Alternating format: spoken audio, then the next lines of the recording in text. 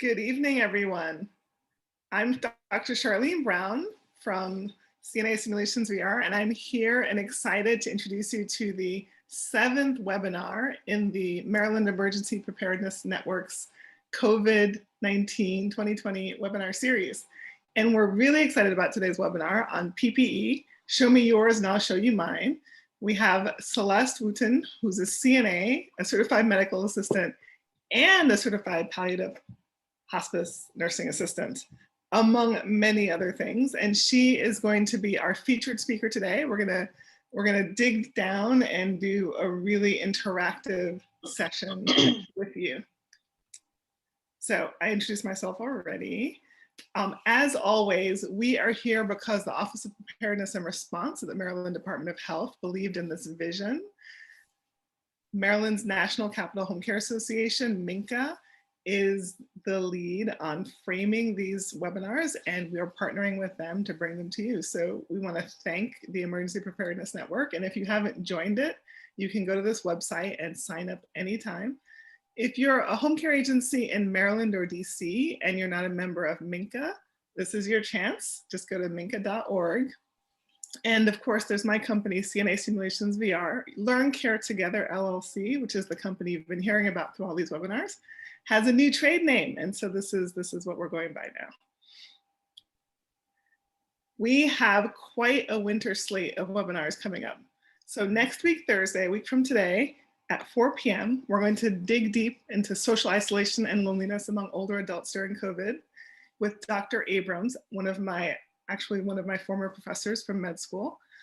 We have Dr. Beth Galick, who you may remember her from the dementia presentation in August. She is doing a webinar on stress management for home care clinicians during COVID. She's a nursing professor at University of Maryland. We have Dr. Luke Cobb, who's going to be talking about mental distress among children during COVID. And the content of that webinar should be cross-cutting enough that for those of you who just have children, it might actually be really relevant, although our focus is on children needing care. On December 10th, one of my favorite people, Linda Tedosio, is doing a webinar on post-COVID clinical considerations in the home, and I want to highlight, I'm super excited that we have physical therapy representation among the speakers. And guess who's coming back on December 15th? Dr. Abrams. When we were talking to him, we had so many ideas that we just locked him in for 2 webinars.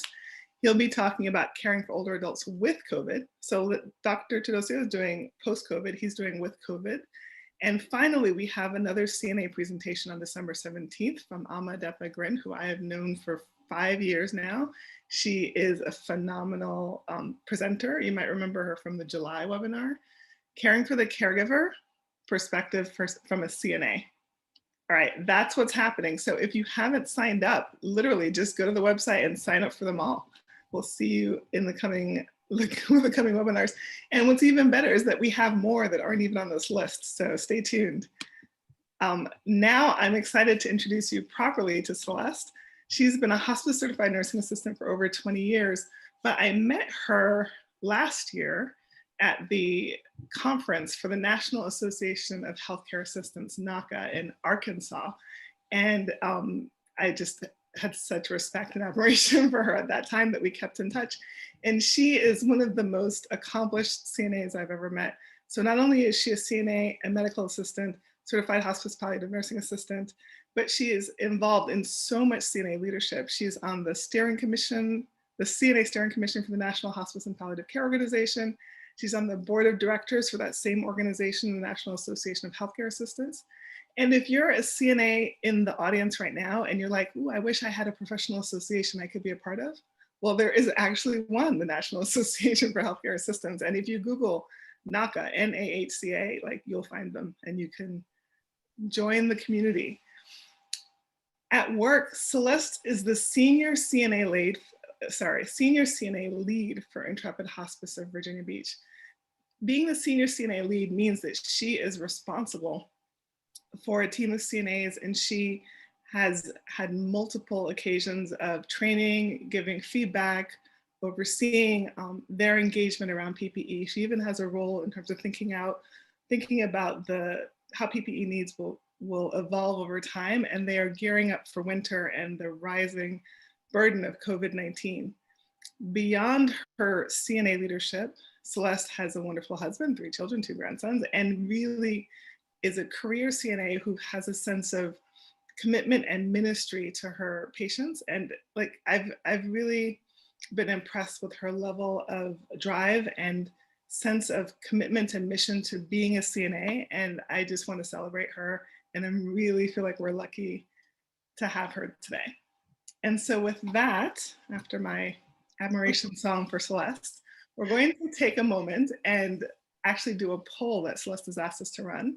And after the poll, we'll hand it over to her, and just stay tuned. I hope you're on the edge of your seats and ready. Here's the poll.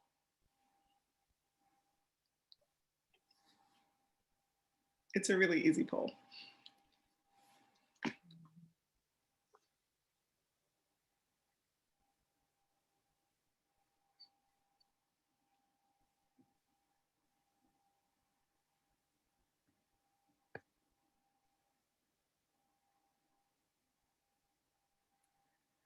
I have a feeling that a simple yes or no question, I think we can probably wrap it up at this point.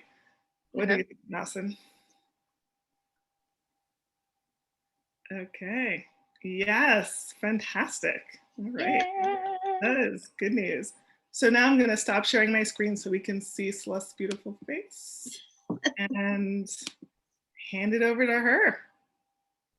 Okay, thank you, thank you, thank you. That introduction was woo, felt like I won an award or something. I should be going like this. We could have had like a clapping track in the background, but we decided. Thank you, thank you. I am so glad to be able to share with everyone. As Dr. Charlene stated, I am a longtime CNA. My passion is CNAs. My passion is also empowering CNAs to make sure that they understand the value of what they do in our community with our senior population. The reason that I chose to talk about PPE is only because this pandemic has opened up a lot of uh-ohs in our ALFs and our skilled nursing facilities. It's kind of peeled back the layers of things of not knowing how to properly wear PPE, down to not having enough PPE to get through this crisis. And it's actually led, unfortunately, to death of some of our healthcare workers that are in this pandemic working. And I just want to take a moment to anyone that is on this webinar with us this evening. If you do work in the direct care with the patients and residents, I want to personally say thank you for all your hard work. Thank you for everything that you do. And please know that you are very, very important, which is why we want to talk about the importance of having proper PPE for you and to make sure that it is being worn correctly to protect you, but to also empower you to let you know that you are worth every piece of PPE that you wear that is needed to take care of your patients and residents. For those that I'm sure everybody knows what PPE means. It is personal protective equipment. It is very important to know that although we wear PPE in the building, protection outside of our buildings is very important as well. So we want to make sure that we're wearing the face coverings when you're out, when you're not in your buildings. Washing your hands or using the hand sanitizer if you can't wash your hands. Just making sure that even though you may not be at work, that protecting yourself does not stop at your job. It goes outside of your job as well. So we want to make sure that we're doing that. I wanted to talk to you about basically knowing that PPE is designed to be used one time only. It wasn't designed to be washed and sprayed and and reused. That's not what it was intended for. Um, and I want to empower you that if you don't feel like you have enough PPE to take care of your patients or your residents, speak up. Speak up and tell your DONs or your admins, because along with keeping your residents and your patients safe, you want to keep yourself safe as well. And that you hold that responsibility to make sure that you have everything that you need. Um, it was funny because I was teaching the girls that I work with, and we were talking about donning and doffing, and they kind of looked at me like, who and who? And I said donning and doffing of PPE, and they didn't really understand what I was saying. And so basically, I just kind of, said donning is putting on, doffing is taking off. And I was trying to get them to show me how to properly put PPE on or properly take PPE off. Um, During these times of this pandemic, we want to make sure that we are using our PPE correctly, and two, we're being good stewards of our PPE, which we need to make sure that we know the times that call for everything from head to toe versus the gowns and a mask and the gloves. And we're going to kind of do a quick synopsis of how to put on the PPE, how to take off the PPE. But I wanted to make sure that we understand that this disease, this virus doesn't have any names. It doesn't discriminate against any place of work, any residence, any age group. It's just running rampant. And as healthcare workers, we need to make sure we do our part in making sure that we protect ourselves and the people that we take care of. We know that COVID is transmitted with droplets. We close up on each other, talking, coughing, sneezing. So I want to make sure that with what we talk about with the wearing of like the cloth mask, or if you wear the little blue surgical mask and stuff like that, that we're making sure that we're wearing it the right way. And again, we'll go over that. I know during this time, rules change from day to day with the CDC changing different things because of the ongoing research that is going on. I can just say for me that I want to make sure that anybody that is in my profession is protecting themselves, has what they need, is wearing it correctly, and disposes of it correctly as well. And that we've kind of become complacent lately, because the virus kind of took a lull a little bit.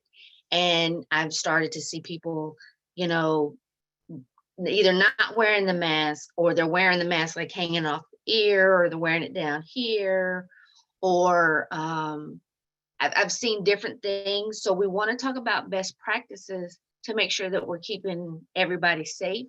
We're keeping you safe, and keeping your residents and your patients safe. So I wanted to talk about just really quick the types of PPE, which everybody I think knows, but just to go over are your gloves, your mask, whether it's surgical or the N95s, your eye protection, your clothing, which is gowns or the head coverings and shoe covers. I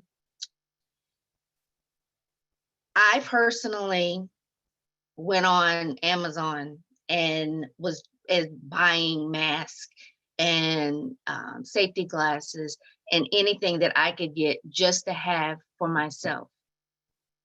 Even though your where you work, your employer and everything. They should provide that. But I am just a proactive person, and I just want to make sure that I have what I need for my team, for me, and for anybody that would really need it. So we're going to kind of go over the different pieces. I'm sure everybody knows this, but just in case, I just want to make sure I go over all of the things. Um, as you can see, I've got on my blue hat. Behind me is our gowns that should be thrown away after each use. We have our mask, the surgical mask. We have our N95, and we have our gloves. If I may say, as much as I love the acrylic nails, and I used to be a big wearer of acrylic nails, I miss having my acrylic nails and being girly.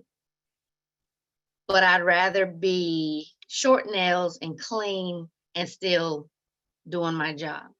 The acrylic nails are not a good thing to have right now. You're constantly washing your hands, and everybody knows with the acrylic, it around your nail beds, it will start to rise up, or as your nail grows, it starts to come up as well. And unless you're walking around with a nail brush for every time that you wash your hands, you're getting germs, bacteria, anything can get up under there. And not only that, when you put on gloves and you have on the nails, you run the risk of your fingernails going through there. I love to wear, I don't like taking this off. But again, unless I got something to scrub it, and then when I put on my gloves, I've had it happen numerous times. I've been in a hurry and I'm putting them on, and my ring will actually tear through the glove. So again, you want to make sure that you know, just a side note, as much as the nails are pretty right now, I just would not advise having them on just for germs and bacteria purposes. And also, going back a little bit, I actually asked this question to someone and they kind of looked at me strange when I talked about it. I said, how often should you wash your hands? Or dealing with a resident or a patient, if you're getting ready to give a bed rest. And she,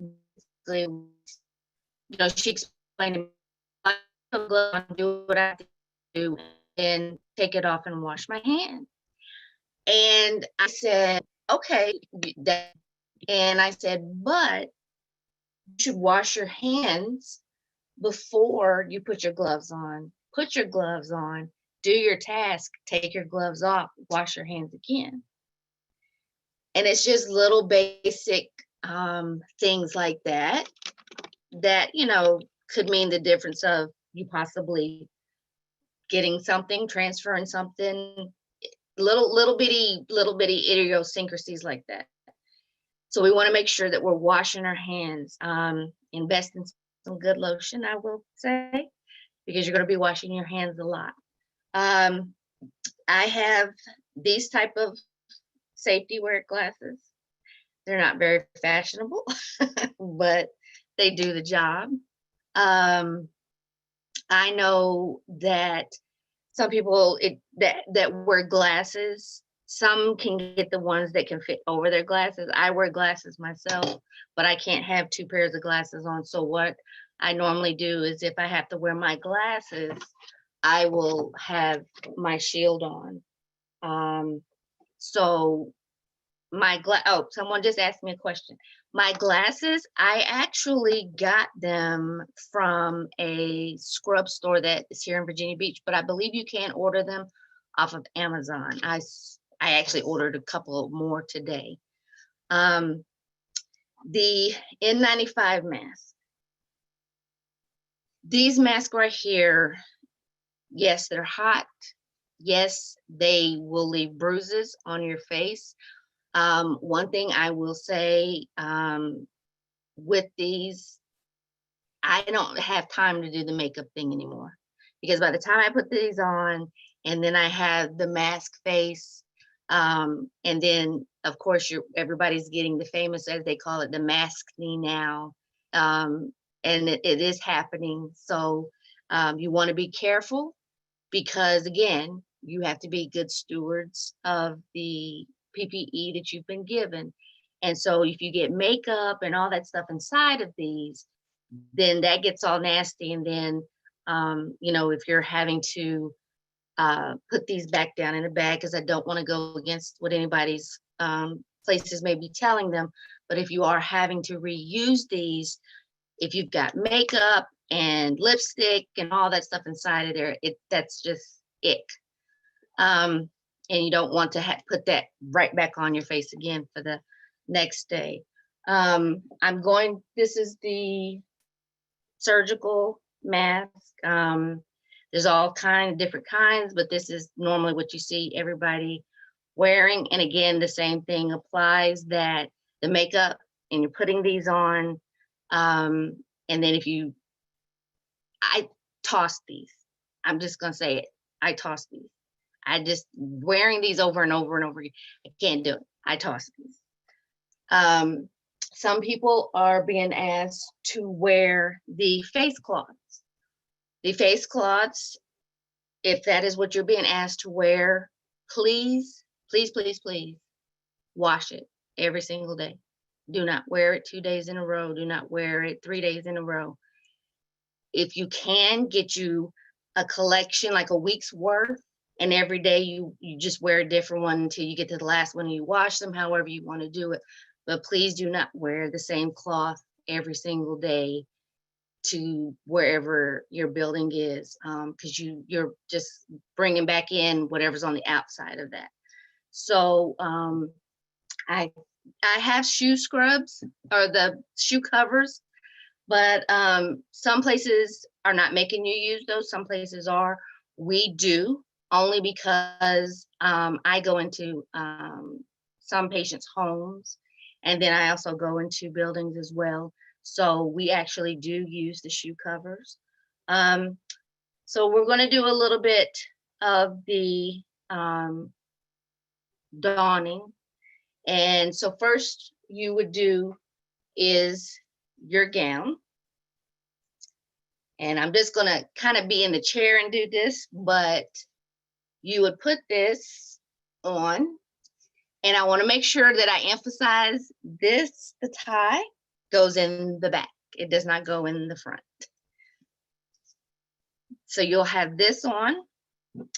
Then you will do your, either if you're going to wear this mask or this one. And I'm just going to do this one for right now. And please note that I'm not wasting PPE. This is all my personal PPE that I keep on hand when I do these, so that I'm not wasteful. So please don't think I am being wasteful. So you will do this. You will make sure that this is around the bridge of your nose. And this is under here. Then the next thing, you will either have these, which is my preference, or some people actually have this, would go like this. And in some places you are required to wear this and these. So it goes by whatever your building's rules are. Then the next thing would be your gloves.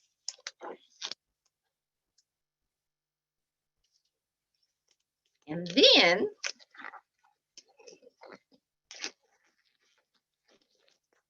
after that, so doing this is a no-no.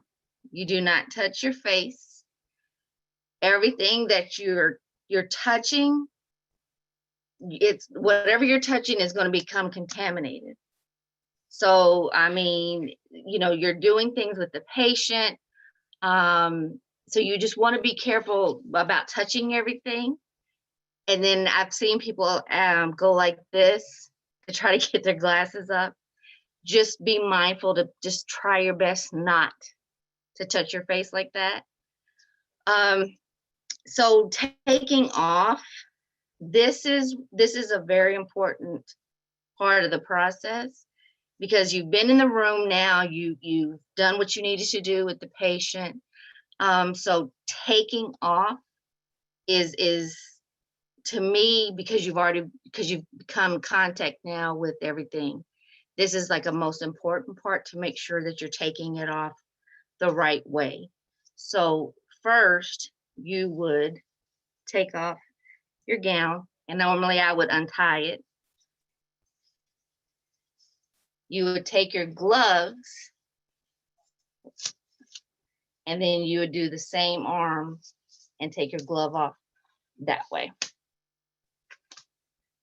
You would ball this up, and then you would dispose of it.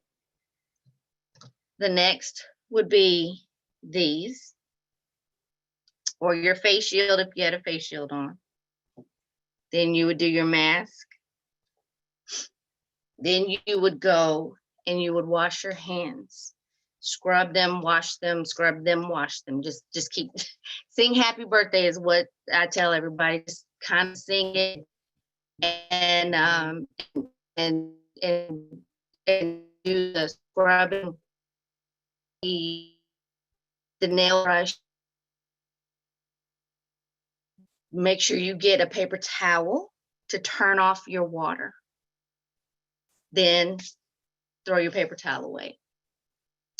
So if you can't if you're in a place where you cannot wash your hands, use the hand sanitizer, but as soon as you can possibly wash your hands, go ahead and take care of that and wash your hands.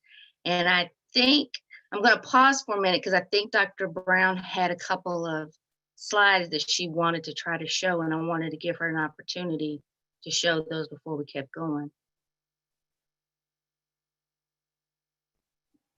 Okay. Because I liked your slides so much, I wanted to just make sure we used them. I was like, I like those. Let's use them. They were optional, but now we're gonna put them in. I want them. All right, we're bringing them. We're bringing the slides. Give me 1 second. And by the way, great job so far. If anybody has questions, whoops, wrong slide. If anybody has questions, please go ahead and put them in the Q&A at the bottom of your screen. Okay, so, all right, so the slides that I put together are really about doffing. I spent some time looking at the research literature to figure out what the science is saying about the risk of contamination when putting on and taking off PPE. And it looks like people make the most mistakes when they're taking off their PPE. And that's disturbing, because that's actually when you actually have virus or whatever whatever the infectious organism is that you're wearing PPE to avoid becoming contaminated with. Now that you've put on your PPE, you've taken care of the resident, your home care client, whoever it is, and now you are contaminated. If you don't take off your PPE properly, if you don't doff your PPE properly, that's when you actually are risking contaminating yourself. So you can get viral material on your clothes, you can get it on your skin.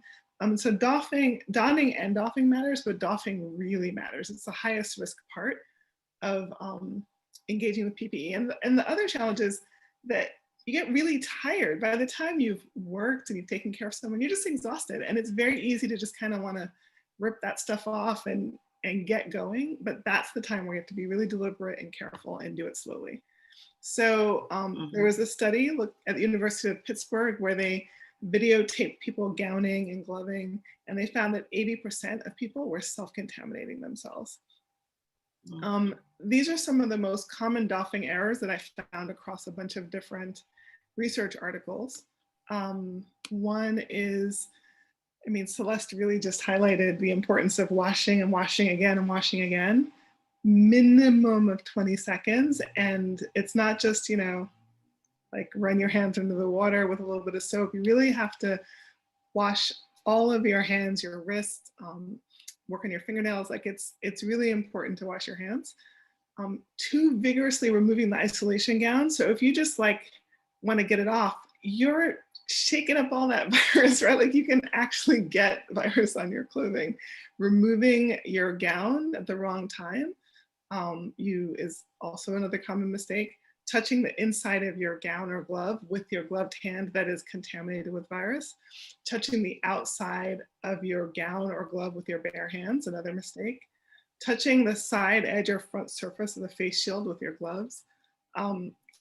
Not untying the upper, like when you untie the upper straps of a surgical mask, the mask that Celeste had didn't have the ties, but if you are tying, if you have the type of surgical mask where you are tying it and you just untie the upper straps and let it fall down, now you've taken a mask that might have contamination outside of it and you've plopped it onto your clothes.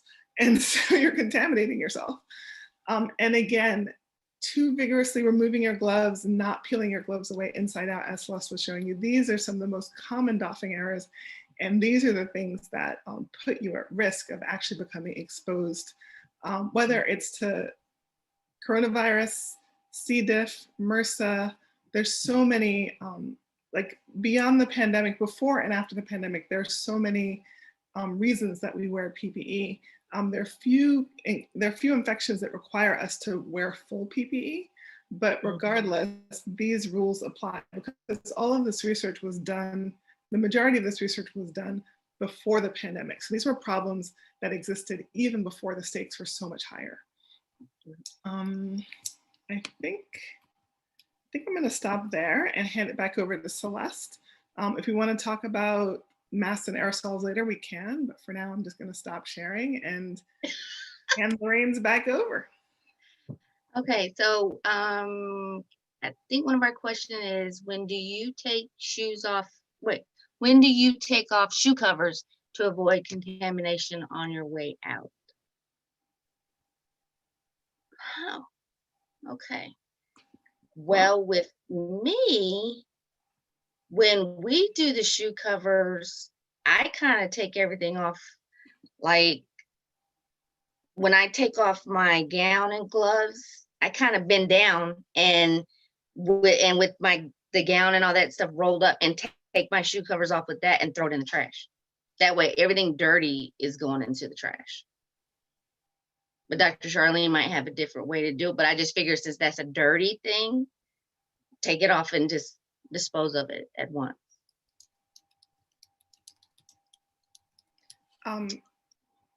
Whoops. Yes, that doing it at the end is yeah. Okay, and then it says some facilities ask staff to leave their PPE in the room and use them only when they come in to help patients. I personally do not feel comfortable with this. What are your thoughts on this? And does it contribute to the spread of germs? I 150% agree with you.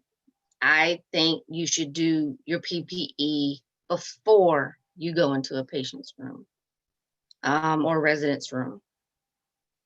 Because leaving it in the room, to me, if someone has got something going on and you're trying to be protected from it and you're leaving the PPE in the room, you're kind of contaminating it.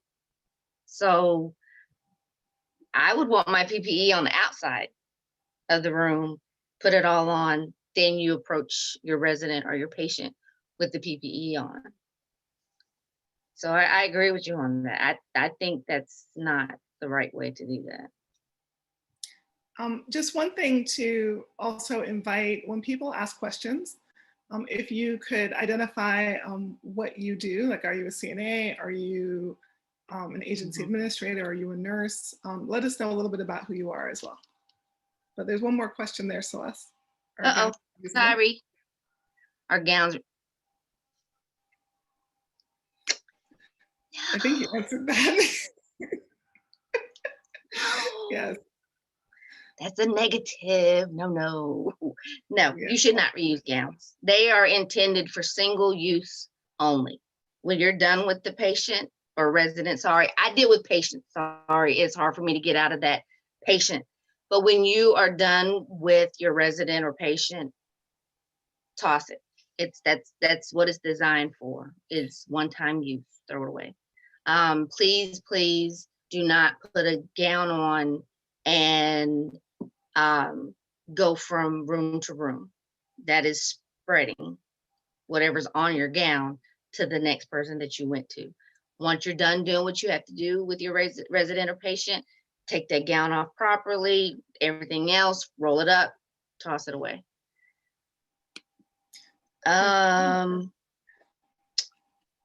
Is double gloving necessary? Well, truthfully, I say no. If you're doing everything right, no. But some people, it gives them a false sense of security to do the double gloving. I can't do double gloving. To me personally, it cuts off my circulation. I can't feel anything.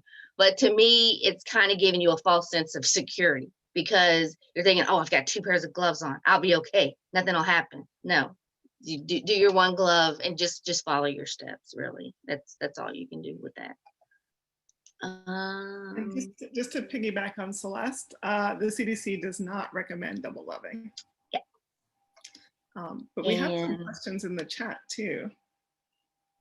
So first of all, someone wants your glasses. They're like, what's the store? Tell me where you got them. So if you could, we can, I don't know, like, do you know it offhand, like the name of the store, or do you need to look it up and we can? It is called Jeunesse, Jeness, I believe it is. Jeunesse Uniform Shop in Virginia Beach is where I got them. And they actually, I have 2 other colors. It came in pink and green too. So I have 2 other colors. So yeah, that's where I got it. Jeunesse Uniform Shop. You're welcome. I agree. Sometimes the gloves are too thin. Truthfully, with the I forgot what they're called, and I don't have a pair in front of me, but they're the clear looking gloves that a lot of buildings will use, and they'll say the powder free gloves, and I have a pair somewhere in here, but to me, I've heard, and I want Dr. Charlene to correct me if I'm wrong, that those gloves should never be used because of, you should be using the nitrile gloves when you're doing like changing someone or something, because they were saying that the other gloves that is like clear and see-through that a lot of buildings use sometimes because they're cheaper, are not the correct gloves to use. And I didn't know if that was true or not. Somebody asked me that today and I was like, this is the first time I've ever heard of that, but.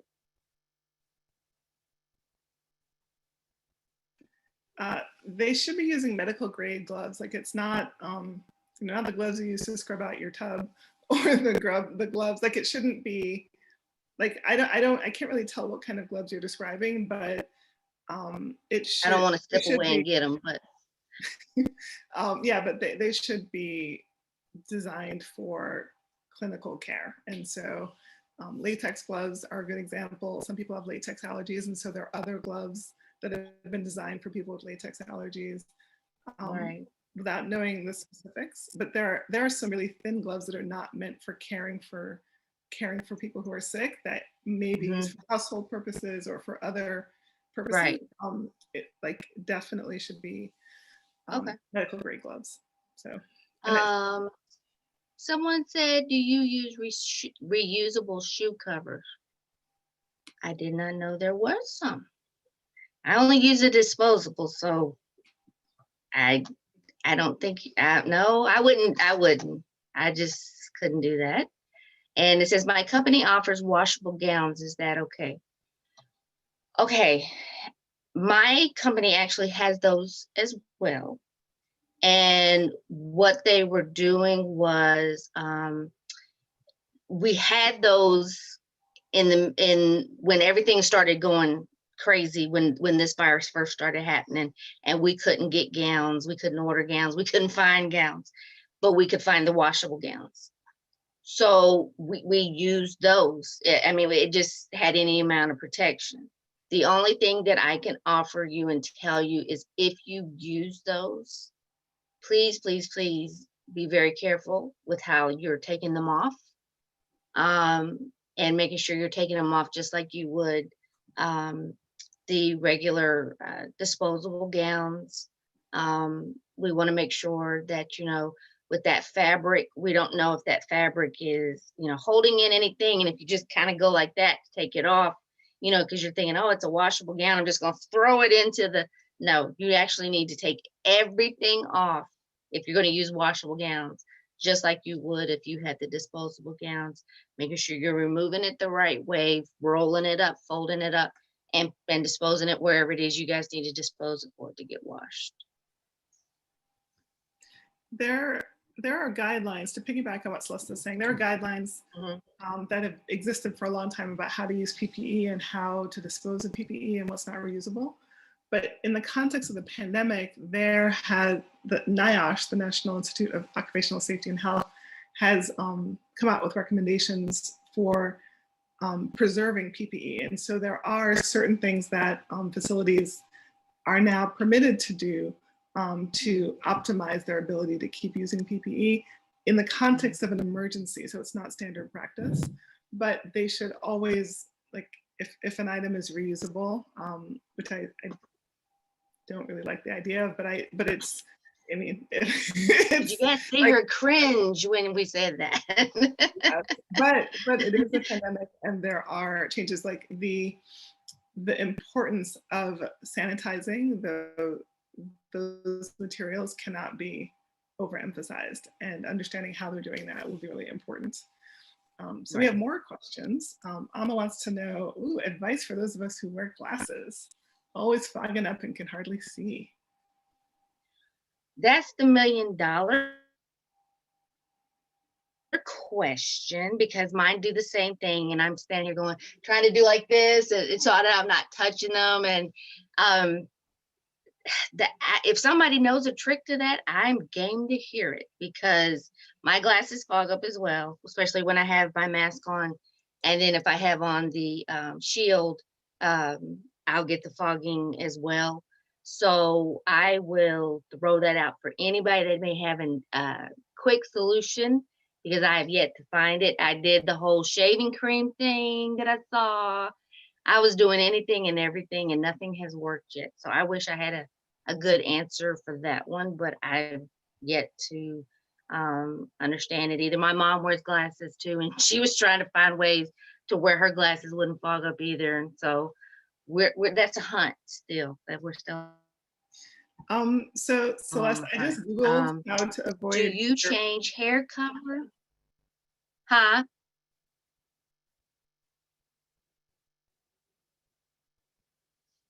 You're muted.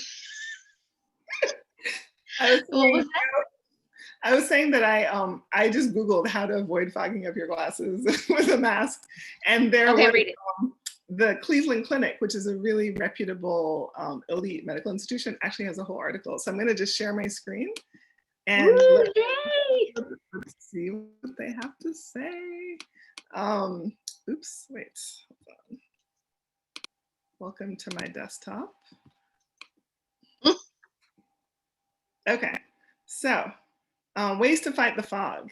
Make sure you have the right fit. So make sure your mask fits securely over your nose. That'll help keep the warm air from exiting up your glasses, up to your glasses. Add soap and water.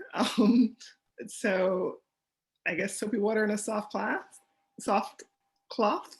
Okay. This might damage your glasses though, apparently, but you can simply wash your lenses in soapy water and shake off the excess liquid, let it air dry. Use your glasses to seal the top of your mask. That's a good one. So just pull your mask behind your nose and then lock it in with your glasses. Right. Tape it down. But if you do that, please use tape that is made to be used on your skin. Otherwise, you'll have other new problems. And then I don't know what they mean by this. If all else fails, shop around for a solution. I guess apparently there are products out there designed to tackle foggy glasses. I don't know anything about them, but you heard it here from the Cleveland Clinic Health Essentials. Okay. All right, back to you, Celeste. All right. And do you change the hair cover for each patient? I do. Yes, I would recommend that. Because again, it's PPE. You're using it to go into a patient's room to do different things. So you're going to treat it like you treat everything else. Take it off, roll it up, throw it away. It's just anything that you're using to take care of somebody. These things were not designed to do multiple patients. They are designed for single uses. So yes, I would say yes to take it off and change it. Let's see. I've tried purchasing solutions for glasses and can't find anything that works. I agree with you, Miss Donna, because I haven't found anything either. But we just heard from the Cleveland Clinic, so we're going to try their things. Okay. I think, did I answer everybody? You did. I think this would be a great moment to actually share some of the, so what are some of the things you've observed in your work or in other places? What are some of the habits that you've seen, common mistakes, things to look out for? I know you have some. This. No. That's a big, that is a pet peeve of mine. Because I've seen this happen. I've walked into buildings and everybody's trying to talk and take a breath at the same time. So this will be pulled down like this. And I'm like, so anything that's on the outside of here, if you got it like this, you got it on your face now. So please do not do that. We don't want to do this, because if you're not having anything on, again, anything that's on the outside now is just rubbing all over your clothes. So we might want to make sure we don't do this. And again, like I said about these, as fashionable as some people really think these are, they're not.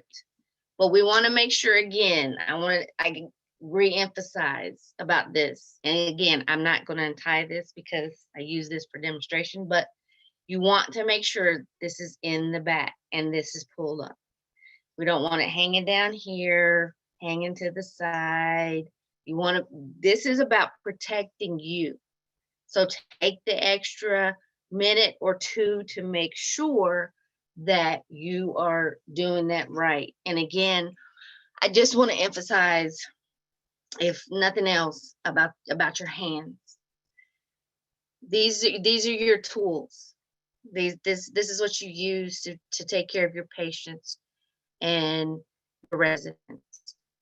So we want to make sure that we are taking care of them, that we are washing them the correct way. And again, your nails, I know when I was in CNA school, my CNA teacher, bless her heart, would say, do this. And she would come by and she would make sure your nails were short. And we've gotten a little lax in healthcare.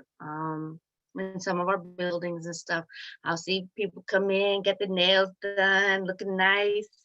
And I'm like, whoo, that's a bacteria catching hand right there, because again, as your nails grow or they lift up, and if you're not washing your hands like you're supposed to and all that junk gets up under here.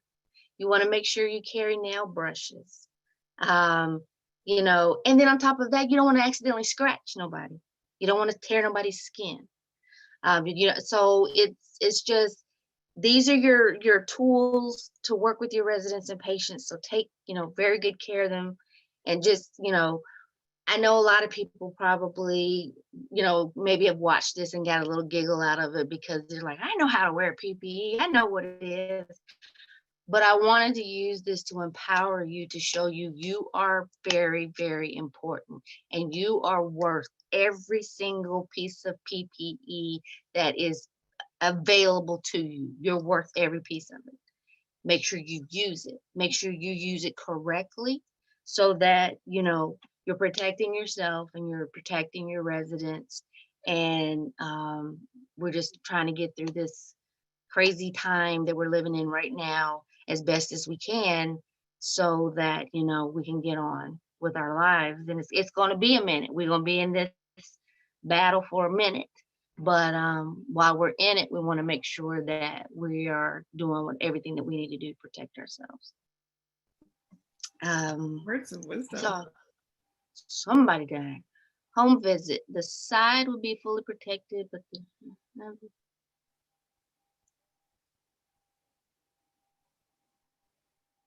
yes, and that was what I was saying about if you're available or able to do it, go on Amazon. I know right now they do have masks and face shields and the glasses in stock right now. So if you're able to do that, go on there and order you some and just put it away. You don't have to use it right now, but just just to have it, because you never know. If you guys could see to the left of me in the room that I'm in, you would see that there are gloves and masks and face shields and gowns. I work with a team of 10 hospice CNAs, but I'm also responsible for making sure we have all the PPE we need. So I keep a stash here and a stash at my office. So if you're able to do that, I would actually encourage you to go on Amazon and get you some things just in case, because I have a feeling as this surge keeps going up, the supplies are going to start getting fewer and fewer and very thin. So while you have them available, go ahead and try to start getting you some. So Wonderful words of wisdom from Celeste. Do we have any more questions? was there any more polls? I don't know. I thought there was one other poll. Could be wrong. Was there another poll, Nelson? No other polls. Okay, sorry. I was trying to make up one. So one thing to add to what Celeste said earlier about the gowns and making sure that it's tied, that the ties are in the back, you absolutely have to do the tie around your waist. There's the one around your neck and the one around your waist. So don't go around, even if you have it in the back, don't go around with it like flapping in the wind because you haven't tied the gown around your waist. These are really important details. They might seem like, oh, it's not that big a deal, but they matter. And your life and your safety matters. And so it's for you and for the people you're caring for. It's to protect everyone. Yep. Celeste, do you have any words of wisdom, final parting thoughts for this audience of really engaged people? Well, one, I want to say again, thank you to everybody who got on here this evening. I hope that you took away something, no matter how small it was. I enjoy talking to CNAs or nurses or DONs or admins, anybody that wants to listen to me, because I'm passionate about empowering CNAs, but I'm also passionate about making sure that we're protected and that we're being cared for as we care for others, because you can't, the saying goes, you can't pour into somebody else if your cup is half empty. And if we feel like we're not protected, we're not going to be able to do a good job to protect and take care of our residents and our patients. So again, I want to empower anybody that was on here to please understand and know you're worth every piece of PPE out there, and to take note, that if you can't find it where you work, look for it somewhere else and order it for yourself. Because sometimes you might have to do you might have to take it into your own hands for the moment until everybody kind of catches up with getting everything. But right now we're in a time where you need to do what you need to do to take care of you so that you can take care of others. And thank you again for everybody joining and letting me be on here, especially Dr. Charlene, for inviting me. I have fun doing these things. I get a little silly, but I want to make sure that everybody engages and enjoys being a part of this because it's just me. Celeste, you were wonderful. Again, if we had like a clapping track, we'd be clapping, standing ovation. You did a phenomenal job, and apparently Thank you. Sheena agrees. Sheena says she got on a little late, but great job in info, Celeste. Yay, Sheena. If you think Celeste did a great job, put a note in the chat. Give her some props. And Please, while please. you are doing that, I am going to go back and do one more. Here we go again. Okay, one more moment of thanking the beautiful people that made this happen. The Emergency Preparedness Network is here for you. Minka, Maryland National Capital Home Care Association, CNA Simulations VR, and thank you, this audience, for asking really, really good questions. Celeste, yeah. Thank you for being such a fun, essentially a fun speaker. And let's take a moment. Excellent presentation, very informative, great information, very useful. We appreciate y'all. Thank you very much, Celeste. Great job. That is what I believe as well. And with that, it's 5:57, so we're going to wrap up. But again, thank you everyone for joining us. And Celeste, thank you so much. Thank you. It's been a pleasure. Really appreciate it. All right. Good night, everybody. Good night.